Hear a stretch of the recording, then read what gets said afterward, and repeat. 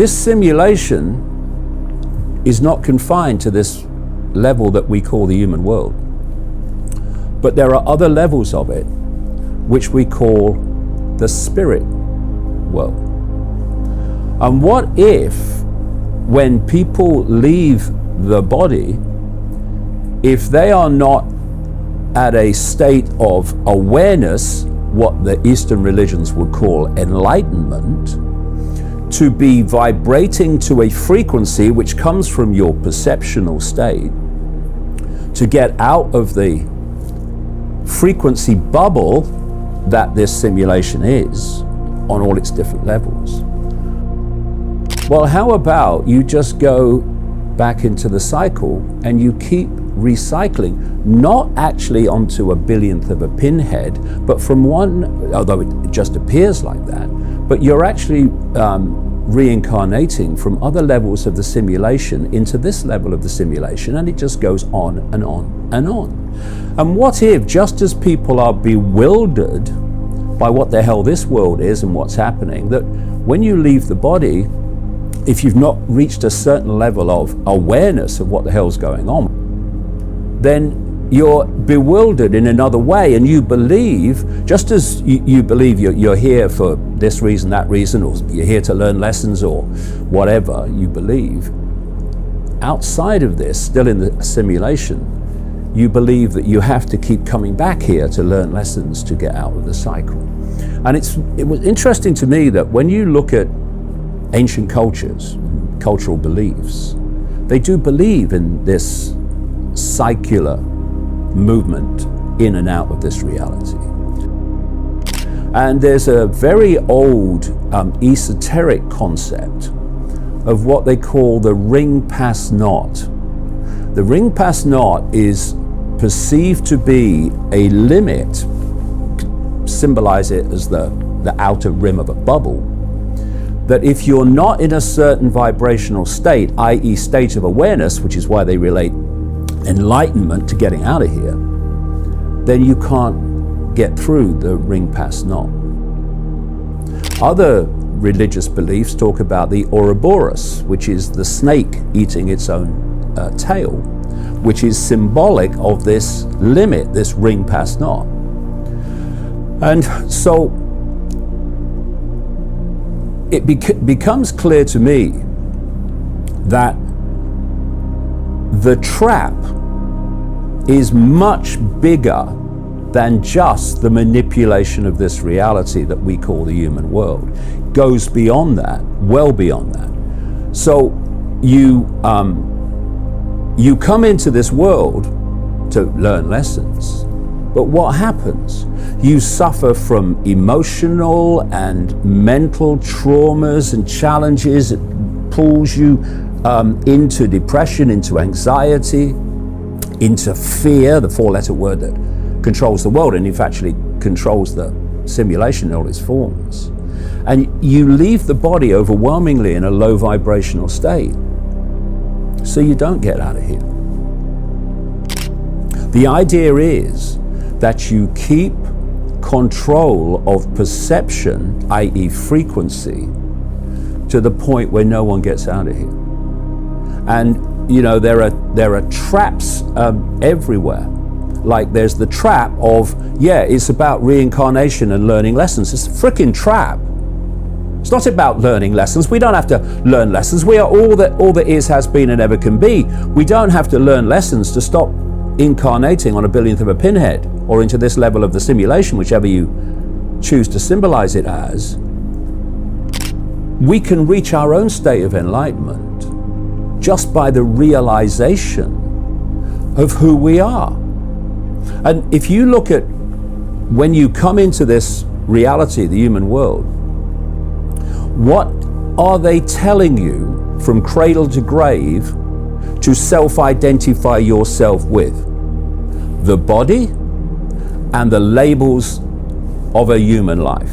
They're saying you are a man, you are a woman, you are something in between, you are this sexuality, you are that race, you are this religion, you are that income bracket. All these labels, that's who you are. And if you perceive yourself in those incredibly limited terms, because they're not who we are, they are experiences that who we are, consciousness, is briefly having in a human life. But if you self-identify with those labels, you're self-identifying with limitation. When you self-identify with limitation, your sense of limitation becomes expressed vibrationally in a low vibrational state. Which means when you leave this reality, this human reality, you're in a vibrational state that stays in the cycle, round and round and round it goes. And you know, the other part of the trap is, where did the simulation come from? And I've been writing about this for quite a while. As Rich Terrell at NASA said, if this simulation, which he believes it is, who the hell created it? And this brings us to that question, why can't we see that which is manipulating us in a non-human form, as I say it is? Well, because we can only see this tiny narrow band of frequency called visible light, and the force that is manipulating human society, controlling the simulation, actually created the simulation to enslave us by enslaving our perception. It's what the simulation is, enslavement of perception, is operating outside the band of frequency that we can see. And if we call this reality the third dimension, keep it simple, and a higher or another level of frequency high enough for us not to be able to see it, the fourth dimension is what spiritual people call the astral dimension or the astral plane. When people talk about astral traveling, it's actually traveling with the mind, because the fourth dimension, the astral dimension, is the dimension of mind. And it's from there that this reality is manipulated, controlled, and orchestrated from. You know, you talk to people about other dimensions, even if they accept that that's real, they perceive other dimensions to be way out there. Oh my God, they're way out there, these other dimensions. Well, some of them are. Some of them in frequency terms are so far from the frequency band that we're operating in, it's just ridiculous how far away they are. But other dimensions, like this astral dimension, the lower level of it, the lower frequency level of it, actually is fusing into this. It bleeds into this reality. And if you look at how they describe the lower levels of the astral plane, the fourth dimension, what they call the lower astral, and you talk to people in different ancient cultures, you talk to people in the spiritual movements of today, they'll say that's the place where the demons are. That's the place where the demonic consciousness is. That's where the darkness is, as they would call it. Then, when you get out of here, you're hitting these other levels of the simulation that are recycling you back in the form of what's called soul. We talked before about the way to get beyond this trap at this level. The answer of getting out the whole thing is exactly the same. It's the same answer. See, every time we think, every time we feel emotion, we are generating a frequency. We are vibrating on the frequency related to our perception and our mental and emotional state all the time. So you'll get people who are in a state of depression or anxiety or fear or whatever, and they'll say things like, oh, I feel so heavy today. I'm so heavy. And that's because their state of being, their emotional and mental state, is generating a low, slow frequency, which is what these low vibrational emotions resonate to. And so they feel heavy because their energy field becomes dense because it's not vibrating quickly. And then people who are feeling joy and love and happiness, they'll say, I feel so light today, right? Because they, from that mental and emotional state, are generating frequencies, very high, fast frequencies, that make their energetic field vibrate very quickly. Now, this ring pass knot is only stopping people getting out of this nonsense if they stay within the frequency of this ring pass knot. And this is why this force and its global network, its global cult, does not want people joyful. It doesn't want people happy. It doesn't want people expressing love. It wants people in anxiety and fear and what's going to happen next, and what about the kids, and are we going to put food on the table, and what about the rent, and oh my God, have you seen the price of energy? That's what they want. Oh God, there's a war now. That's what they want, because those responses, those emotional states, are holding you within the simulation, within the ring pass knot, or the Ouroboros as some call it, like I say. When you leave the body and you are in a high enough vibrational state to pass the ring pass knot, you just go through it. You see, you can have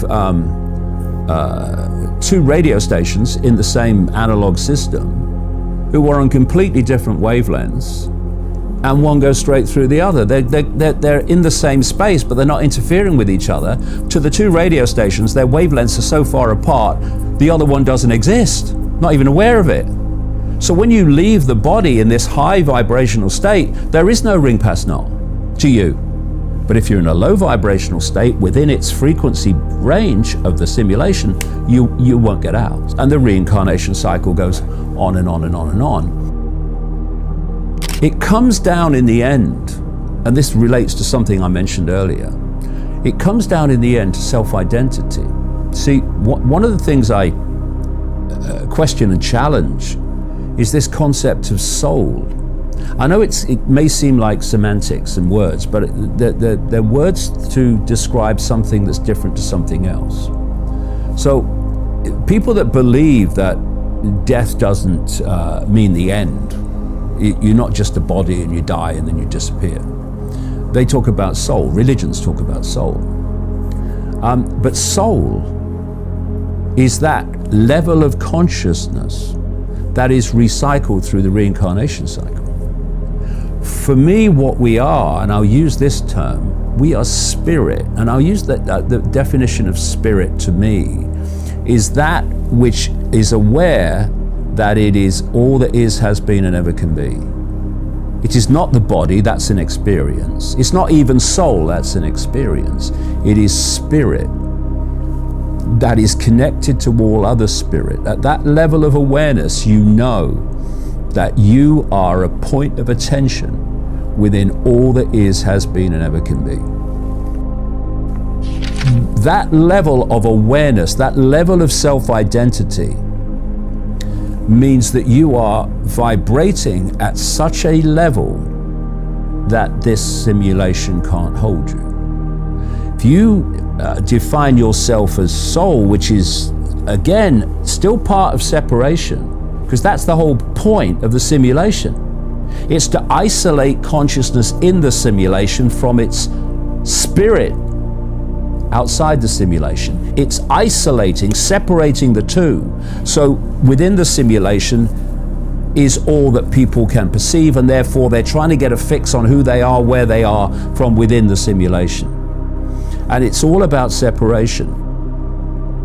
So, just as a quick aside, if you wanted to give people consciousness in this reality, for instance, a sense of apartness, a sense of separation, a sense of aloneness, a sense of powerlessness, would you create a simulation where there were multiple worlds peopled by other races, other species, other forms of intelligence, where you had this interaction to learn more and expand. Would you do that if you wanted people in this sense of isolation and separation and aloneness? No. You'd say, gonna create a simulation where there seems to be no other life. So you look at the night sky and you're seeing all those lights, all these stars, all these planets, and if what they say about it is true, this is just an absolute fraction of what possibly exists, although I think there's more to know about that. You would get people in your simulated reality to think that despite all those lights, there's nothing out there. There's no other life. Because that gives you a sense of aloneness, of apartness, of separation. We live in a lifeless universe, and there is no other life but us. I mean, that's the ultimate separation, isn't it? Where are the aliens? Well, if there was interaction between us and, quote, enormous numbers of aliens that you would expect in the universe, then humans would be a very different species. They'd be very much more aware, very much more knowledgeable, very much more understanding of where they are and who they are and what's going on. So, press enter, lifeless universe. It's all a simulation. Looking to the night sky, you're looking at a holographic, that's why it looks so 3D and solid, a holographic simulation. And so all the pressure, all the encouragement when you're living a life in this reality alone is to think small, to identify with the body and the labels of the human life, which are limitation. I can't, it's not possible. I'm just little me, what power do I have? And in doing so, you hold people in the simulation. On and on and on and on.